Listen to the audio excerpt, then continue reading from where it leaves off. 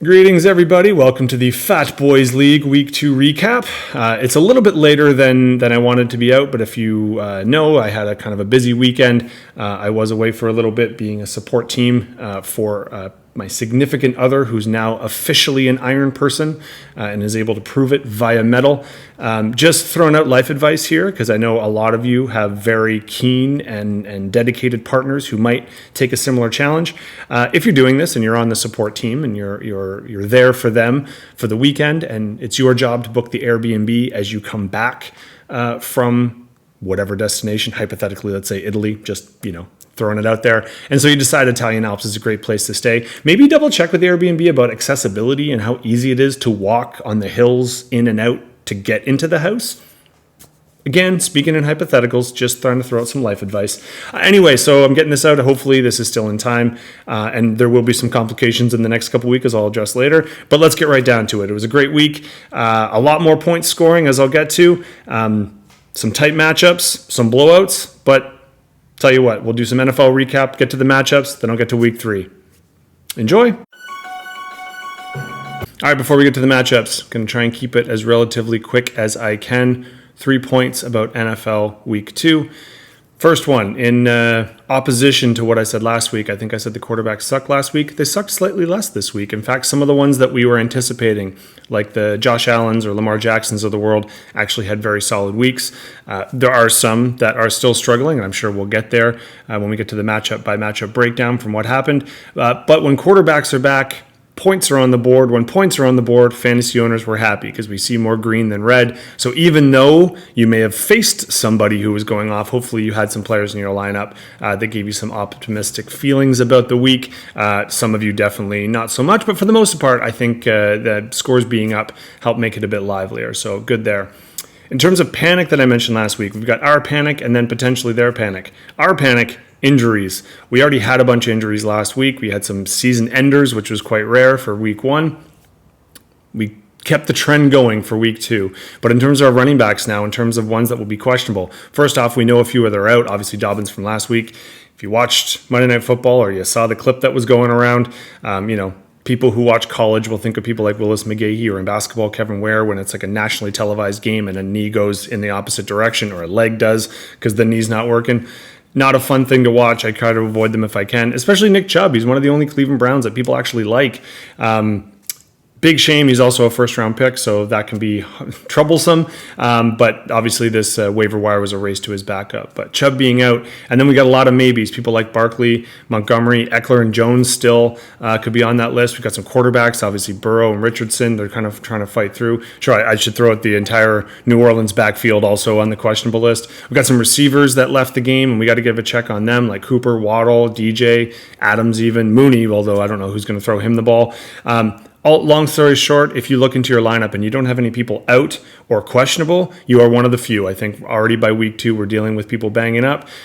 By the time this video goes out, waiver wires will have cleared, so we'll see how the dust settled and who got some of the backups and who wanted to make sense of what the Giants' backfield may or may not look like, or who's just playing it chill and not panicking because they drafted their backups already and they're set to go. I will expect, though, the weekly moves should be going up around now. Maybe even get some trades. Who knows? I know that's difficult to do. Some people hate to do it, but let's pull the trigger and see if we can make some happen.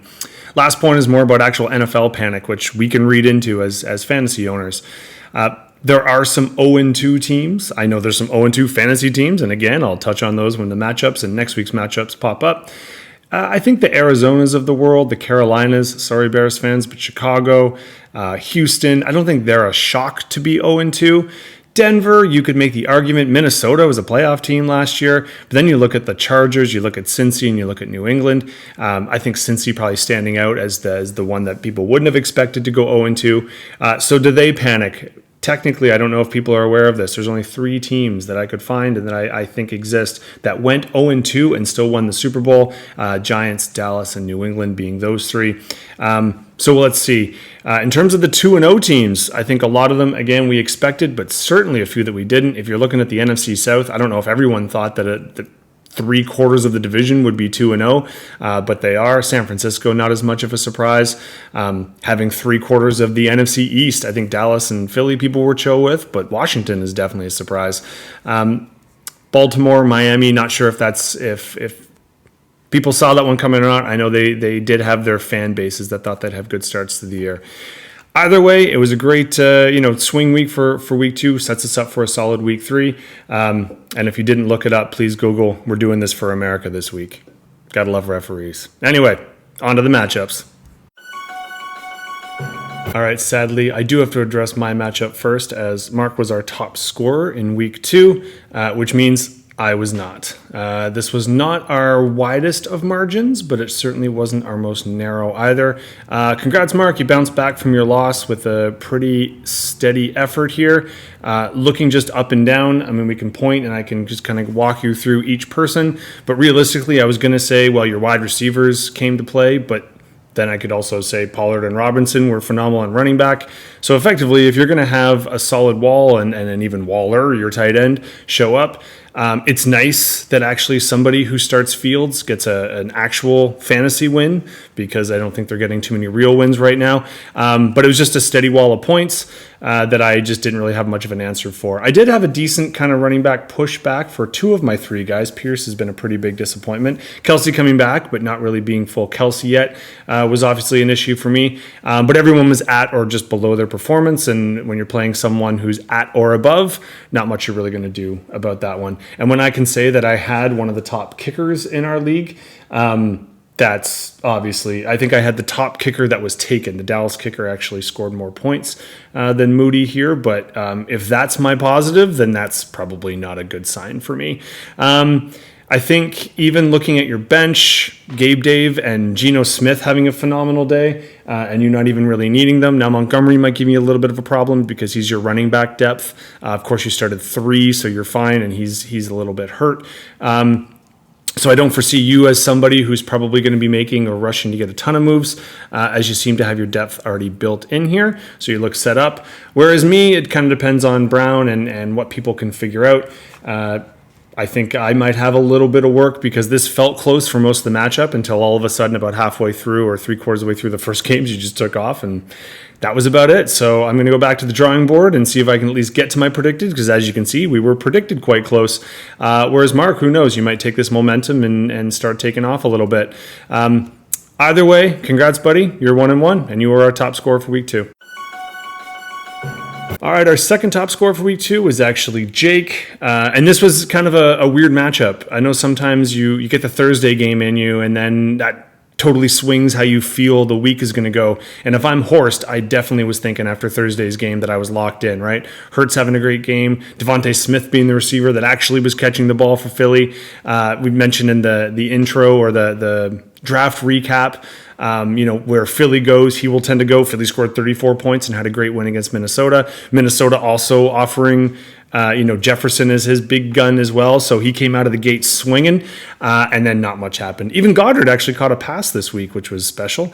That didn't quite happen. But this Akers situation of, kind of similar to what it was last year, where apparently McVay hates him right now, but then might love him later. He wants a trade and all that dramatics. It kind of added up for it. Even your bench, you didn't have a whole lot of options. I know Kelly was your big pickup, and he didn't really pay off. So you could have added a few more points other than your 0.9 total for your 2 running backs. That's about as low as you're ever going to really get, but you might need to look at some running back depth there unless you think this is going to fix itself. On Jake's side, he overachieved anyway, but as our second top scorer, he well did so. Jackson being back is obviously big for you. You're probably excited about that. Connor, I played him in a bunch of other leagues. He was just a jerk if you played against him. Just a great week for him. Najee, not so much, but I think probably your biggest thing with Hill being, just average or even below for his standards. I think New England's defense might be a bit better than we thought. You had Allen go off, and Allen was actually our RB1, so he's the highest scoring running back, so I can't make any old jokes there. Najee looked like a no-go, and I can't compliment your tight end. I'm sorry, because I don't know if you realize this, but you scored a touchdown, Jake, and you should have gotten points for that touchdown. So Jake Ferguson, the tight end, caught his first TD, but you didn't need him, all right? You had a McAnus as a kicker that did quite fine, but who knows? I mean, you're still a couple weeks from Jonathan Taylor either playing for the Colts or We've already heard the buzz. Maybe he ended up suiting up for the Browns, although I doubt it, but we'll see what happens. If you can weather the storm for a couple more weeks, then you might be all right. If not, you might have to make a few moves. But in the meantime, your total points scored this week and last week are helping you out, so you're quite high among the 1-0 or 1-1s. You're a 4th place right now. Horst, on the other side of that, this was your week. Brought your points total down. But again, we're just into week 2. So congrats, Jake, on the W. And congrats to both of you for starting off 1-1. There's some people who would trade that. Third high score in V, and continuing our flop where everyone seems to be 1-1 except for a chosen few. V takes it from Brendan. And Brendan, I'm not going to dwell on this, pal, but you must be kicking yourself. You went out and you were an active member of the waiver wire pursuit last week. You made some great pickups. You also just had a good bench, taking Swift. Swift was actually, Robinson and Swift were RB1 and RB2. They got your points or your bench a lot of points. You win in the waiver wire and get Nakua there, then putting him on the bench. He was the wide receiver 5 for us this week. But the biggest one is, I don't know if you were watching on Monday, but you lost your Chubb, buddy.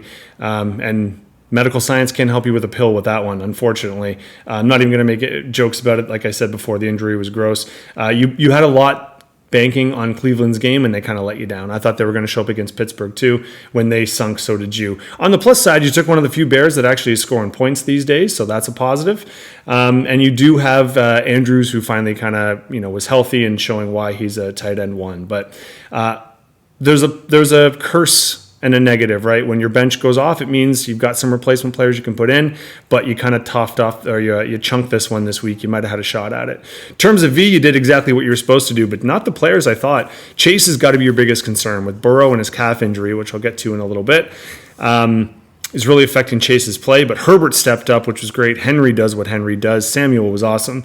You're still dealing with Pitts, and good for you. But I think the biggest surprise for you, Evans decided that he does in fact need to get to that 1,000 yards to keep his streak going, of his year-to-year kind of a guarantee of 1,000. So he went off. He was our wide receiver 2 this week, and that was a little bit more unexpected. You didn't leave as much. You got some points on the bench, but nothing that really compares with B. But you're looking good going forward. So congrats. You hit your predicteds just above, and you got your first win. So well done, V. B, better get down to the coach's room, drop some new plays for next week, and see if you can suss out how to maybe put some of the bench scoring into your roster. Next, we have one of our few non-1-1 finishes. We got a 2-0 and an 0-2. We also have our number 1 overall, so Underhill. Well done, sir.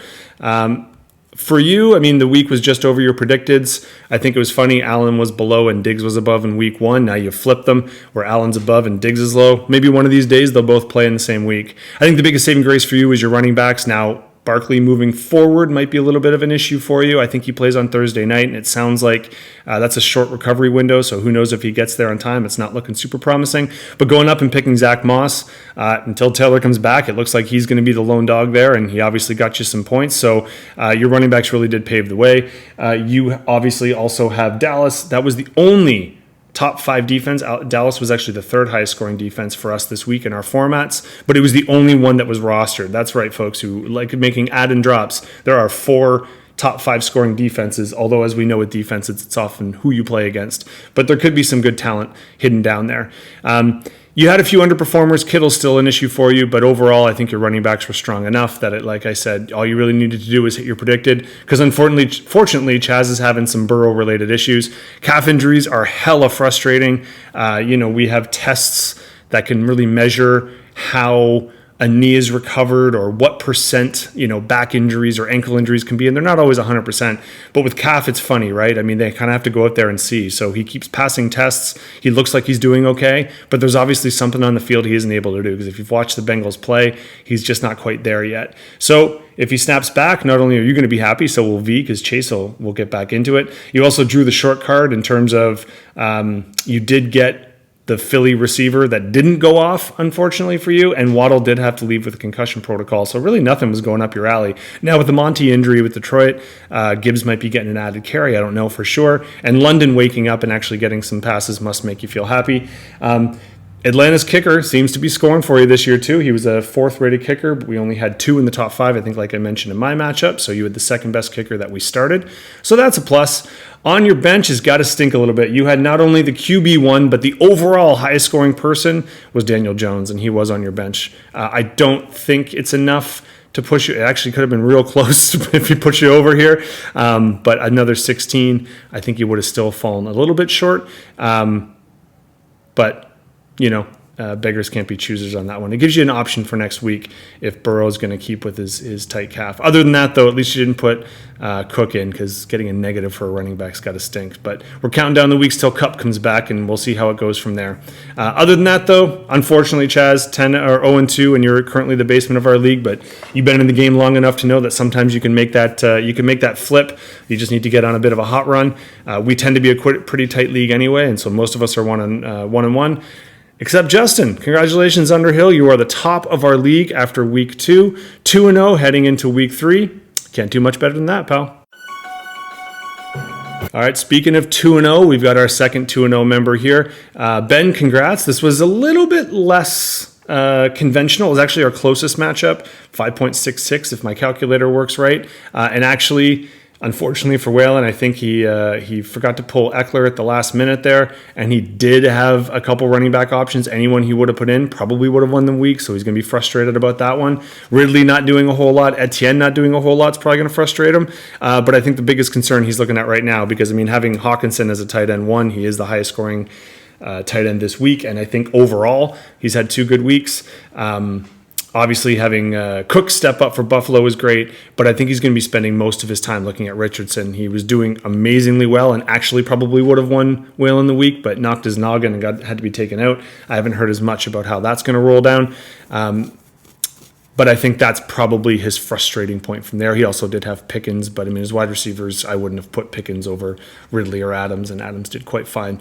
In terms of Ben, just consistency. If you look at just down here, running back, tight end, and his flex, not much there, but everybody else did essentially what they were supposed to do. Now, he came in under his predicted, so really all he needed was a couple guys to go off. McCaffrey being consistently high in the points. Mahomes doing, again, just below what he should, but still getting a decent amount. We make fun of people taking kickers, but Tucker's been fine and scoring him points, and that's all that matters. Probably a little bit miffed because they both agreed to leave a high-end player on the bench. Mozart was our running back 3, I think. Yep, overall. So he probably would have helped you out and would have cemented your victory, and maybe him over Madison in the future is something you might consider. But who knows? Things change week by week, and he wasn't necessarily lights out the week before. But hey, we can go back and we can analyze. We can talk about the who, what's, where's. But at the end of the day, it doesn't matter the point value. Waylon's down to 1-1, and Ben, you're second in the league right now, buddy, with 2-0. Congratulations. Okay, as we flip from week 2 to week 3, there we go. Now, not everyone has changed their roster, so these won't necessarily be accurate, but it gives us an idea of what we're in for, at least right off the bat. The waiver, as recording, the waivers have actually already cleared, so I can go down, and looks like Horst was the winner of the 4 sweepstakes.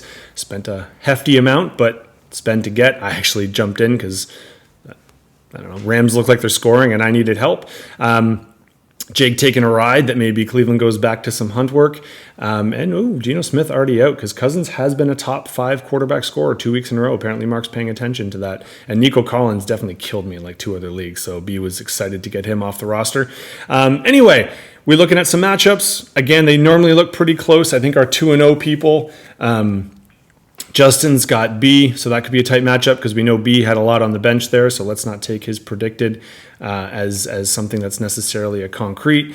I get Ben, so I'm 0-2 as well. I wasn't just taking a shot at Chaz. We both are down in the basement there, and we're going to try and make a run. I'm going to see if I can start by unseating or defeating one of our undefeateds and getting Ben down with the muck with the rest of us, while Chaz will be trying to do the same with Mark.